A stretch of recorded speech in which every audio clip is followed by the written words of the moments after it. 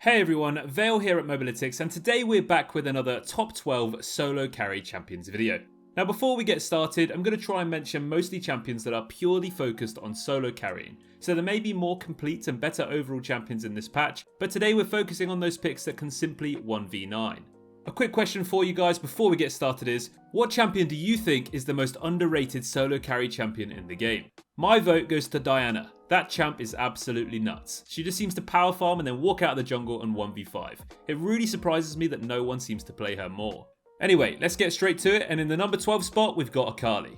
Akali has always been a champion that you either ban or you forget that she even exists. She's either disgustingly busted or completely irrelevant. Well, Akali has actually had some buffs recently that people haven't really taken that much notice of, and honestly, she's popping off at the moment. With everyone being so obsessed with all the new runes, items and changes, Akali has basically just been chilling out and slapping everyone without even really anyone talking about her. Her burst, consistent damage output, mobility and stealth all make her so difficult to deal with.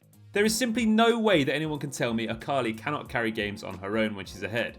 All she needs is a few early kills and she will snowball most lanes with ease. Now don't get me wrong, as with all champions there will be certain drafts that specific champions really struggle against, but in the right game, Akali is a real free win, especially when played by someone who really understands her limits.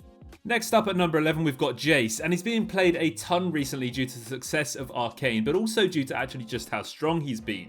Jace's versatility in his kit allows him to really be tied to the player behind him.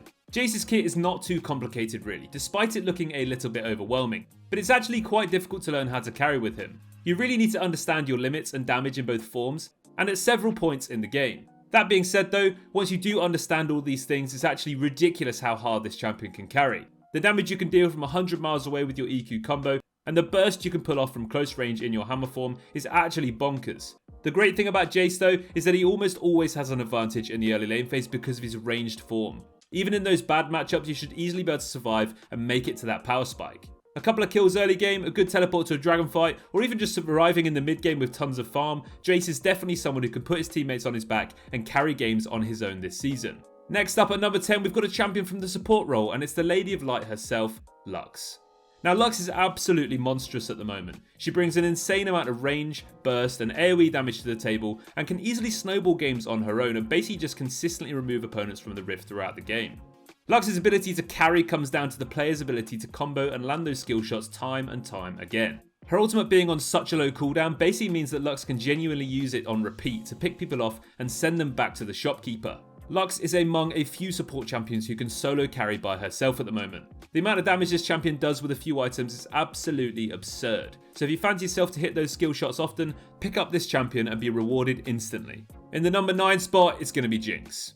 Now Jinx is having the time of her life so far in this preseason. She's definitely reaping the rewards of the new lethal tempo, and it basically allows her to finally take on Jules and actually win early fights in the bot lane, rather than just hoping to make it to the mid game without inting.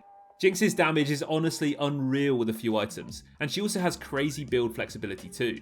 Jinx finally fills up there with the big boys and has really become a hyper carry in this preseason. The insane range, the blitzing attack speed, the kite potential, the resets, the across the map ultimates, there's so much this champion can do, and the limits on her are endless, and her ability to solo carry is simply undeniable. Number 8 goes to Tryndamere. You know, I actually hate talking about this champion. He's definitely one of my least favourite champions to play against, except maybe the inting Scion shenanigans. Tryndamere is without a doubt a champion who can solo carry games. He has insane kill pressure in the early game, he snowballs immensely fast, he is super hard to shut down, and he is almost impossible to duel late game due to his ultimate. Tryndamere can basically just sit in those side lanes, clear waves and push instantly and wait for any sorry sucker who tries to come and slow him down. If you don't send 2 or 3 members to tackle Tryndamere at once, you'll all just probably die one by one and Tryndamere will just end the game. This champion is another one who has been strong for a good amount of time now, and the preseason changes help him even further. Better runes, flexible items, and objective bounties are his best friend. If you thrive on playing champions that everybody hates, feel free to give Tryndamere a go. Just don't pick it against me. Thanks. Next up in the number 7 spot we've got Hecarim. Another delightful champion to play against. The speedy centaur has been terrorizing squishies for as long as I can remember, but when this champion is viable and especially when he's S tier, it's pretty scary to queue up in ranked. With so many busted champions in preseason taking the spotlight, there are other champions who manage to sneak through that champ select when you have another 40 odd champions to ban. Hecarim is definitely one of those picks that you always hate to see locked in against you.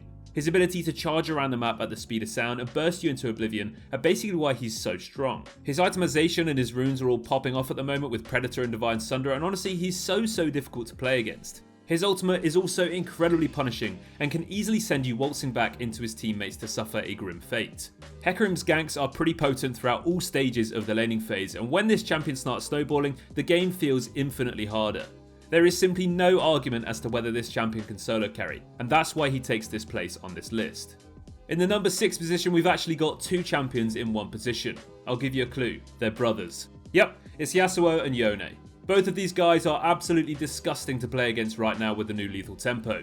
Both of these guys can snowball exceptionally hard and carry games on their own with their crazy outplay potential. Their AoE damage, CC, healing and mobility make them so hard to punish. If you see one of these champions get a few kills in the lane phase, you know it's going to be a difficult game. And if you've ever faced both of them on the same team, I wouldn't be surprised if you had to take a break from League for a few days. Both of these champions' ultimates are absolutely game changing and can easily carry team fights and games on their own. Combine that with the sheer damage they do when they've got that 10 death power spike, and I don't need to say too much more really. I doubt many people will argue that these two terrible twins don't deserve a place on this list. Number 5, and we're getting serious now guys, because it's time to talk about Vale. Arguably one of the best champions overall in the game right now, and definitely a pick who can 1v9. Vale is absolutely thriving off the current game state, and we definitely don't see her going anywhere anytime soon. Vayne's ability to pop off and search for that front page Reddit play are what make her so fun to play, but it's why she's so damn good that gets her spot so high up on this list. Vayne can decimate all types of opponents at the moment. She shreds tanks, she dodges any incoming skill shots from mages, she can one-shot assassins making them regret their life decisions, and if you pair her with the right support or allied champions, she'll basically become impossible to take down as well. Vayne's early game is definitely her weakest part, but all you have to do is get out of the lane phase without inting, and voila, hey presto, Bob's your uncle, you 1v9. The number 4 position goes to Talon, and honestly there's really not much we need to say about this champion. He's been absolutely terrorising the Rift for a few patches. Ever since Riot allowed him to jungle, he's been one of the best champions in the game. The damage this champion brings is one thing, but the mobility he gets around the map, allowing him to gank the whole of Summoner's Rift on repeat, is what makes him so damn oppressive. Talon is one of the most difficult champions in the game to punish, whilst also being so unforgivable to play against. If you forget he exists for a millisecond, he'll be on top of you and blow you up in seconds. Combine just how strong Talon's kit is with the current itemization options he has, just make him so strong. As long as Riot don't hard nerf him, we think this champion will be thriving in the jungle for a very long time. In the number 3 spot, we've got another support who isn't really a support and more of a pentakill machine. It's Pyke. Pyke is absolutely loving his life right now. The damage this champion deals is just mental, and if you pick up an Axiom Arc, you basically never play without your ultimate being up. It's just nuts.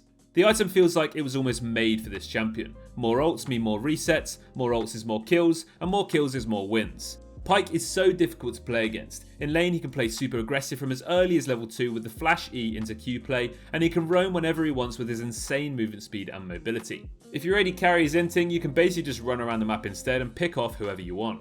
In those early fights, Pyke can absolutely destroy an entire team if he manages to get a good reset, and can lock down and burst those important targets in seconds. Pyke is 100% destined to be on a list like this, there is no question. A true 1v9 champion in the right hands. In the number 2 spot, we've got Nocturne. This champion is absolutely popping off.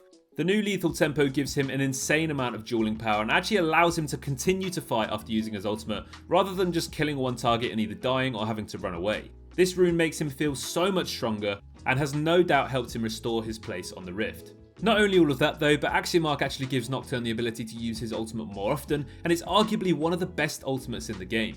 He's so much weaker without it, so when it's always up, this champion instantly becomes more viable. Nocturne's damage and ability to assassinate anyone who ever extends is the main reason he can carry games by himself, but now that he can use his ultimate on repeat, take on extended fights, and still bring over all of his existing traits and strengths is really what makes him so worthy of this number 2 spot. Finally, in the number 1 position, we've got the 1v9 machine, the late game powerhouse, the level 16 auto-win champion, Kassadin.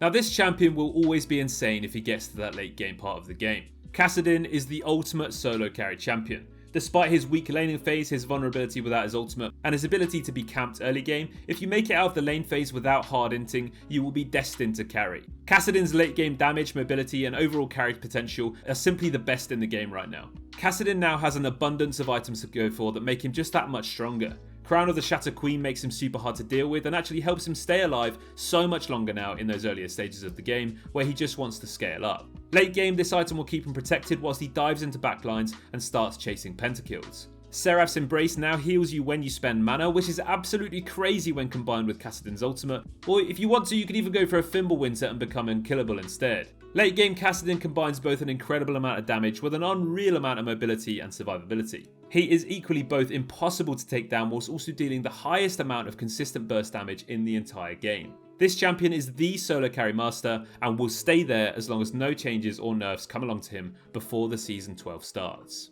That brings us to the end of this top 12 solo carry champions for Season 12 video. We hope you agree with all of our choices, and I'm sure there's plenty of OP champions that you're having success with in those games where you need to pop off and 1v9.